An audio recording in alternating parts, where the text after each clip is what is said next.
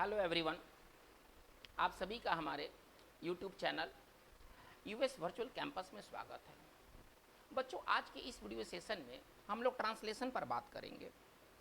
वैसे ट्रांसलेशन जो कि गेट और हैव की मदद से बनने वाले हैं। देखिए, ट्रांसलेशन की क्लास हमें स्टार्ट करने की ज़रूरत क्यों पड़ी?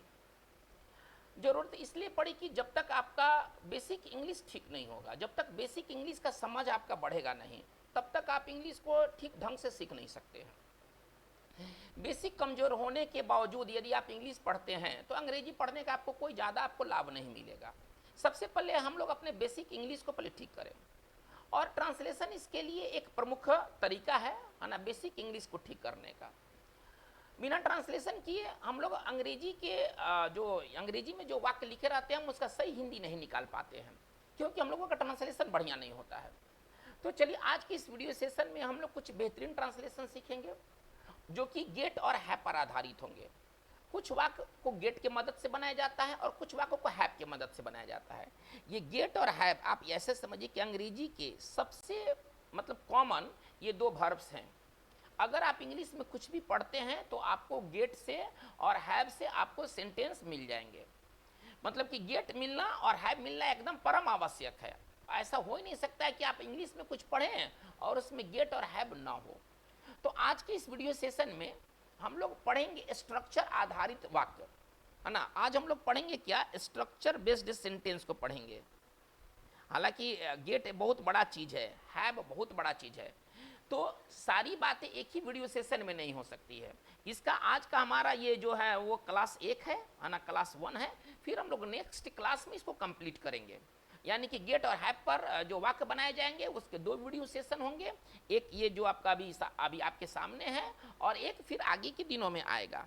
तो स्ट्रक्चर बेस्ड आज हम लोग सेंटेंस बनाएंगे, है ना। आज हम लोग एक स्ट्रक्चर बेस्ड सेंटेंस बनाएंगे, ठीक है ना। चलिए, सबसे पहला हमारा जो स्ट्रक्चर है गेट से आधारित, तो है गेट प्लस V3। चलिए, गेट प्लस V3 का प्रयोग हम लोग क्यों करते हैं? क्या दिखलाने के लिए करते हैं?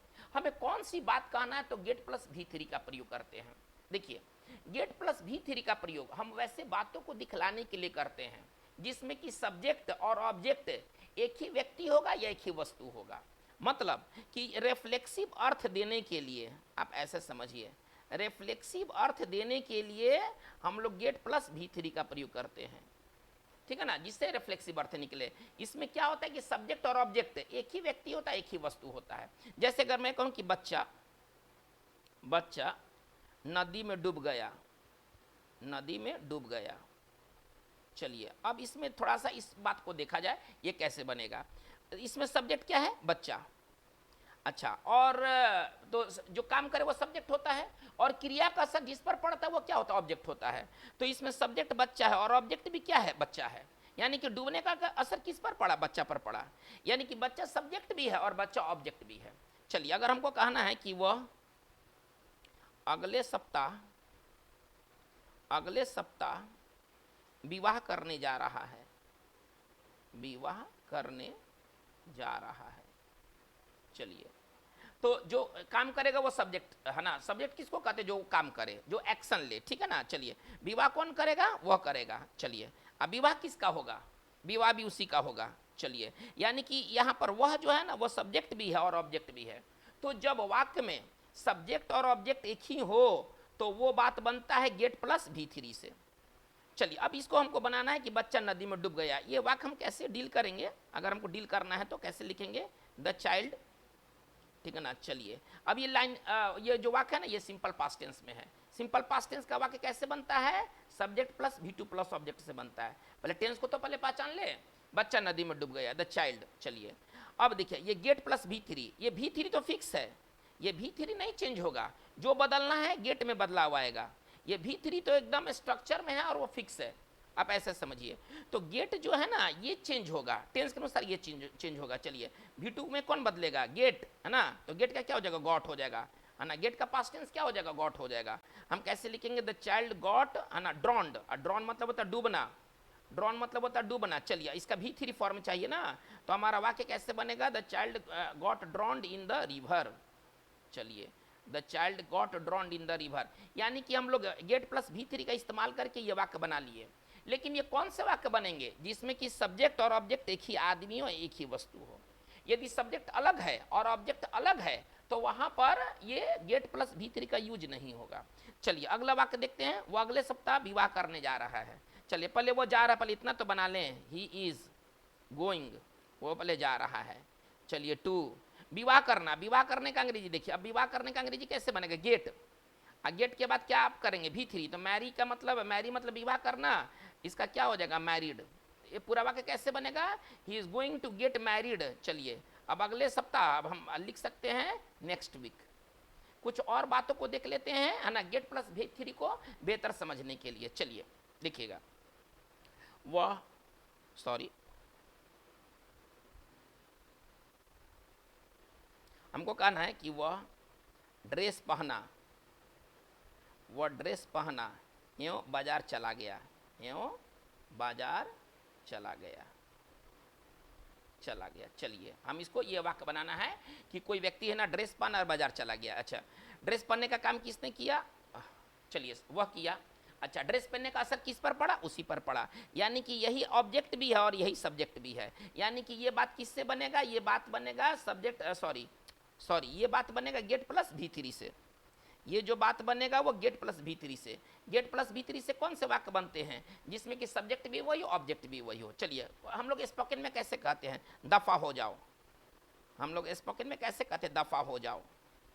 चलिए अब ये सारी बातें हम क्या देखते हैं कि इस तरह के वाक्य में सब्जेक्ट भी वही व्यक्ति होगा और अपने आप को हटाने का काम वही व्यक्ति करेगा। यानी कि सब्जेक्ट भी वही है और ऑब्जेक्ट भी वही है। चलिए वो ड्रेस पहन और बाजार चला गया, इसको हम लोग कैसे लिखेंगे? ही। चलिए ये सिंपल पास्ट टेंस है, पहले टेंस को देखते हैं तो गेट का गॉट हो जाएगा।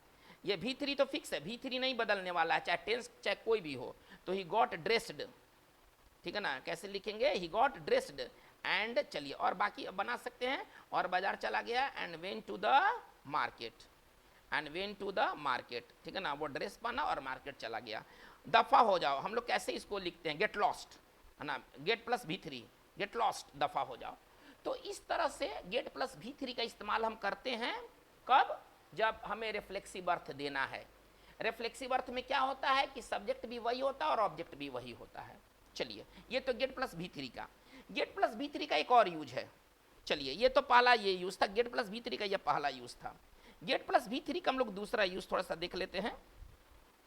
चलिए गेट प्लस V3 का हम दूसरा यूज देख लेते हैं। चलिए इसका दूसरा यूज क्या है कि कुछ वाक्य जो पैसिव होते हैं, है ना, जिसको हम एम इजार प्लस V3 से बनाते हैं, वाजवर प्लस V3 से बनाते हैं, हम उसको गेट प्लस V3 से भी बना सकते हैं।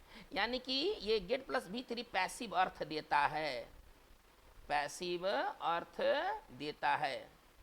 और पैसिव वाक्य हम लोग आमतौर पर कैसे बनाते हैं? B प्लस V3 से बनाते हैं ना। तो B प्लस V3 से बनाने के बजाय हम इसको गेट प्लस V3 से भी बना सकते हैं। यानी कि जो passive voice B plus V3 से बन जाएगा वह वाक्य गेट प्लस V3 से भी बन जाएगा। जैसे आप इस वाक्य को देखिए, अगर हमको कहना है, अगर हमें कहना है कि वे लोग पुलिस द्वारा पकड़े गए, पुलिस द्वारा पकड़े गए। चलिए एक वाक्य है कि वे लोग पुलिस के द्वारा पकड़े गए। चलिए कुछ और हम वाक्य लिखते हैं। चलिए उन लोगों को सोमवार को भुगतान किया जाता है, भुगतान किया जाता है ना? कोई व्यक्ति है जिन लोगों को सोमवार को भुगतान किया जाता है। चलिए हम आगे आते हैं। मुझे पार्टी में आमंत्रित नहीं किया जाता है, आमंत्रित नहीं किया जाता है। चलिए हमको कहना है कि कल उसकी कार की चोरी हो गई। चलिए ये देखिए, ये सारी जो बातें हैं ये पैसिव है ना, ये पैसिव अर्थ रखता है। काम किसी के द्वारा हो तो पैसिव, आप ऐसा समझिए। अगर काम किसी के द्वारा हो तो वो वाक्य पैसिव से बनेगा। कर है क्या? वे लोग पुलिस द्वारा पकड़े गए हैं। अब ये तो लाइन पैसिव है। अब ये पैसिव है तो आप इसको एक जनरली वाजवियर से भी बना सकते हैं। एक तरीका से कैसे बना सकते हैं? दे वर एक तरीके से कैसे बना सकते हैं पैसिव वॉइस में, ये सिंपल पास्ट टेंस है, तो सिंपल पास्ट टेंस का पैसिव कैसे बनता है, subject plus was were plus V3 plus by plus object, ठीक है ना, ऐसे बनता है। सिंपल पास्ट का पैसिव कैसे बनता है ना, subject plus was were plus V3 plus by plus object से बनता है। तो एक तरीका से अगर हम इस तरीके से बनाए तो कैसे बनाएंगे, दे के साथ वर लगेगा, मैंने दे के साथ वर लगा दिया, कैच मतलब पकड़ना, V3 करना है ना, तो कैच का V3 क्या हो जाएगा, कॉट हो जाएगा। चलिए बाई द पुलिस, है ना, वे पुलिस द्वारा पकड़े गए। तो एक तो तरीका हमारा ऐसे बन गया। इसको अगर हम दूसरा तरीका से बनाना चाहें तो दूसरा तरीका हमारा कैसे बन जाएगा, देखिए तो दूसरा तरीका हम यहाँ पर लिख रहे हैं, ठीक है ना, दे, और इसको हम बना सकते हैं कैच। देखिए कैसे, गेट प्लस V3 से बनाना है ना, गेट प्लस V3 का इस्तेमाल हम किस लिए करते हैं, पैसिव अर्थ बताने के लिए, ठीक है ना, गेट प्लस V3 का इस्तेमाल होता है पैसिव अर्थ बताने के लिए, तो दे। चलिए अब हमें गेट प्लस V3 का इस्तेमाल करके बनाना है, ये सिंपल पास्ट टेंस में है, तो चेंज तो ये होगा ना, दे गॉट।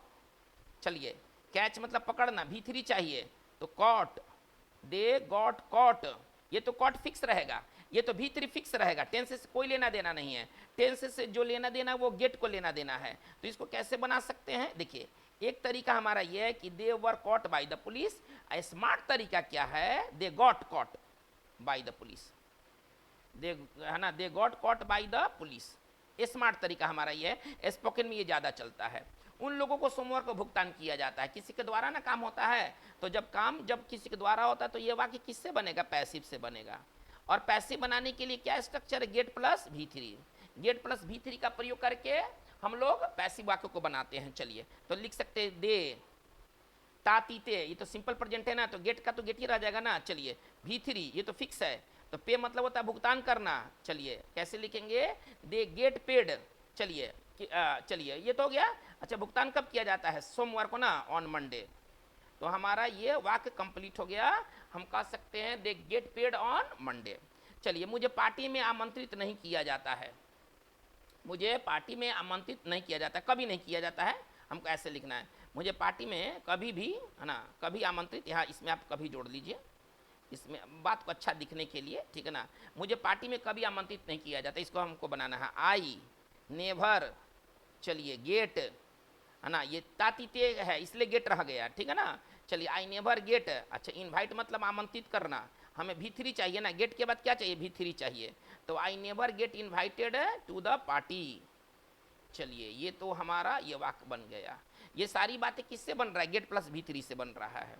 चलिए कल उसकी कार की चोरी हो गई, किसी के द्वारा हो गई, ठीक है ना, कैसे लिखेंगे, हिज कार, हिज कार। चलिए पास्ट टेंस है तो गेट का पास्ट टेंस गॉट होगा ना।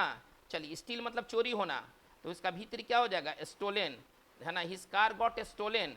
चलिए अब ये कब हुआ, कल, है ना, बीता हुआ कल, कैसे लिखेंगे, हमारा ये वाक्य कंप्लीट हो गया, his car got stolen yesterday. तो बच्चों बहुत इंपॉर्टेंट बात है, हम लोगों ने अभी क्या सीखा है, हम लोगों ने यही सीखा कि गेट प्लस V3 का इस्तेमाल दो मामलों में होता है, एक जब बात रिफ्लेक्सिव हो और एक बात पैसिव हो। चलिए अब हम लोग बात को हम लोग आगे लेके चलते हैं, अब हम लोग कुछ बात को हम लोग आगे लेके चलते हैं, हैव से जुड़ा हुआ चीज कि हैव का प्रयोग कैसे करेंगे वाक्य बनाने के लिए। देखिए एक स्ट्रक्चर है, जैसे कि अभी आप कैसे पढ़े हैं गेट प्लस V3, आप कैसे पढ़ें गेट प्लस V3, तो एक है हमारा स्ट्रक्चर है हैविंग प्लस V3, एक हमारा स्ट्रक्चर है having plus V3। Having plus V3 का इस्तेमाल हम कब करेंगे, ये बहुत इंपॉर्टेंट बात है, ठीक है ना।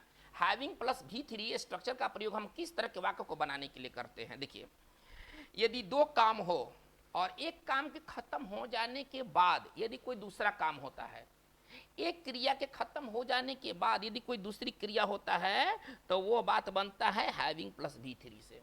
चलिए इसका प्रयोग, इसको कैसे लिखेंगे, इसका प्रयोग, है ना, हम इस बात को कहने के लिए करते हैं कि हम इस बात को कहने के लिए करते हैं कि एक काम के समाप्ति के बाद, एक काम के समाप्ति के बाद, है ना, दूसरा काम होता है, दूसरा काम होता है, यानी एक काम खत्म हो गया और इसके बाद यदि कोई दूसरा काम होता है तो वो बात बनता है हैविंग प्लस V3 से। जैसे कि देखिए, अगर हमको कहना है, जैसे कि देखिए, पत्र लिखने के बाद, पत्र लिखने के बाद है ना वह खेलने चला गया, खेलने चला गया। कुछ और वाक्य ले लेते हैं, एक ही बार में इसको हम लोग डील करेंगे, ठीक है ना। क्या कह रहा है कि पत्र लिखने के बाद वह खेलने चला गया। चलिए इसके बाद हम आते हैं, है ना, कि घर पहुंचकर मैंने चाय पिया, घर पहुंचकर मैंने चाय पी, मैंने चाय पी। कुछ और वाक्य ले लेते हैं, चलिए एक ही बार में हम लोग इसको डील करेंगे। सभी परीक्षाओं को फेल करके, सभी परीक्षाओं को फेल करके, फेल करके उसने एक दुकान खोल ली, उसने एक दुकान खोल ली। चलिए अगला देखते हैं, है ना, सारा धन लुटाकर, सारा धन बर्बाद करके, बर्बाद करके वह एक सन्यासी बन गया, वह एक सन्यासी बन गया। चलिए इस तरह के वाक्य को देखिए, इसमें दो काम हो रहा है, ठीक है ना, इसमें दो काम हो रहा है ना। पत्र लिखने के बाद वो खेलने चला गया। चलिए अब इस तरह के वाक्य हम कैसे बनाएंगे। कह रहे हैं क्या कि पत्र लिखने के बाद एक काम हुआ पत्र लिखने का, इसके बाद हुआ खेलने चले जाने का। चलिए घर पहुंचकर मैंने चाय पी, यानी कि पहले काम हुआ घर पहुंचने का, इसके बाद काम हुआ चाय पीने का। ये सारी बातें बनेंगे, इस तरह के और भी वाक्य हो सकते हैं, ये सारी बातें बनेंगे हैविंग प्लस V3 से। चलिए तो पत्र लिखने के बाद वह खेलने चला गया, कैसे इसको लिखेंगे, हैविंग, हैविंग है ना, रिटेन V3 है ना, V3 चाहिए ना, हैविंग रिटेन ए लेटर है ना, पत्र लिखने के बाद वह खेलने चला गया, he went to play, he went to play. चलिए घर पहुंचकर मैंने चाय पी, हमको बनाना है, कैसे लिखेंगे, हैविंग है ना, यह हैविंग से बनेगा ही, पहुंचने का रीच तो V3 चाहिए ना, हैविंग रीच्ड द होम। चलिए या केवल आप होम भी लिख सकते हैं, हैविंग रीच्ड होम, ठीक है ना, घर पहुंचने के बाद। चलिए हैविंग रीच्ड होम, चलिए मैंने चाय P, I had A T, I had A T, मैंने चाय पी, है ना। चलिए ए हटा दिया जाए यहाँ से, ये गलत है। चलिए आई हैड ए टी। चलिए इस पर हम लोग कल बात करेंगे कि हैड क्यों यहाँ लगा है। चलिए आगे देखते हैं, सभी परीक्षाओं को फेल करके। देखिए एक काम क्या किया कि जितना भी परीक्षा में फेल होना था सारा परीक्षा में फेल हो गया। अब इसके बाद क्या फैसला किया, चलो भाई वो दुकान खोल लेते हैं। एक क्रिया के बाद दूसरी क्रिया हो रहा है, तो एक क्रिया के बाद जब दूसरी क्रिया हो तो वो बात बनता है हैविंग प्लस V3 से। तो चलिए कैसे बनेगा, हैविंग फेल्ड है ना, V3 चाहिए ना, हैविंग फेल्ड ऑल एग्जाम्स, सभी परीक्षाओं को फेल किया, ठीक है ना। चलिए वो उसने दुकान खोल ली, ही ओपनड ए शॉप है ना, ये तो पास्ट टेंस से बनेगा, ही ओपनड ए शॉप, उसने दुकान खोल ली। चलिए कह रहा क्या, सारा धन बर्बाद करके वह एक सन्यासी बन गया। कैसे बनेगा ये वाक्य, अब एक काम किया, पहले सारा धन बर्बाद कर दिया, और भाई करे क्या, पैसा तो है नहीं, चलो सन्यासी बन जाते हैं। कैसे ये वाक्य बनेगा, हैविंग, ठीक है ना, wasted, having wasted all wealth, having wasted all wealth. चलिए ही बिकेम, ठीक है ना, ए मॉन्क है ना, सन्यासी के लिए मॉन्क कह दीजिए, सेंट कह दीजिए, उससे मतलब नहीं है। आप अंग्रेजी के बनावट पर ध्यान दीजिए, हिंदी की तरफ बहुत ज़्यादा जाने की जरूरत नहीं है। तो हैविंग प्लस V3 का इस्तेमाल हम कब करते हैं, जब हमें कहना है कि कोई एक काम हो जाए और एक काम के बाद कोई दूसरा काम हो। एक बहुत इंपॉर्टेंट स्ट्रक्चर की लोग हम मूव कर रहे हैं, ठीक है ना। चलिए हैविंग, देखिए स्ट्रक्चर बहुत इंपॉर्टेंट है, मतलब समझिए कि वो सुपर स्ट्रक्चर है, वो है हैव। वो स्ट्रक्चर जो है ना वो इस तरह से स्ट्रक्चर है, बहुत सुपर स्ट्रक्चर है। Have plus object plus V3, ये V3 ये फिक्स है, ये V3 को आना ही है, ठीक है ना। या इसके जगह पर हम ये दोनों स्ट्रक्चर में से किसी का भी प्रयोग कर सकते हैं, gate plus object plus V3। चलिए थोड़ा ध्यान दिया जाए, मतलब हम इसको हैव से भी बना सकते हैं और इसको हम गेट से भी बना सकते हैं। चलिए हमें क्या कहना है, हमें कौन सी बात कहना है कि हम इन स्ट्रक्चर का प्रयोग करते हैं। देखिए इन स्ट्रक्चर का प्रयोग किया जाता है कब, जब हम कोई काम खुद से नहीं करते हैं, किसी से करवाते हैं, है ना। जब हम काम स्वयं से ना करके किसी से करवाएं तो यह बात बनेगा have plus object plus V3 से या gate plus object plus V3 से। चलिए बहुत इंपॉर्टेंट ये बात है, सुपर इंपॉर्टेंट है, ये सब स्ट्रक्चर आपको मिलना ही मिलना है, ठीक है ना। चलिए है ना, इसका प्रयोग हम इस बात को कहने के लिए करते हैं कि, ठीक है ना, हम इसका प्रयोग हम इस बात को कहने के लिए करते हैं कि कोई काम हम स्वयं से ना करके, है ना करके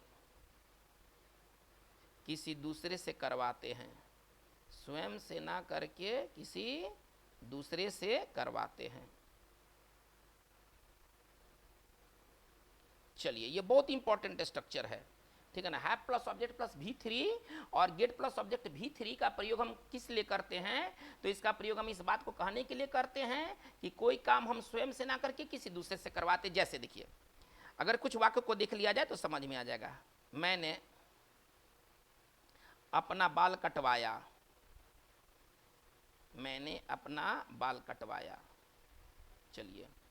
चलिए उसने घर की मरम्मत करवाई। चलिए आगे देखते हैं। मैं तुम्हें गिरफ्तार करवा दूंगा, है ना, मैं तुम्हें गिरफ्तार करवा दूंगा। चलिए मैं अपने कार को लाल पेंट करवाने जा रहा हूँ,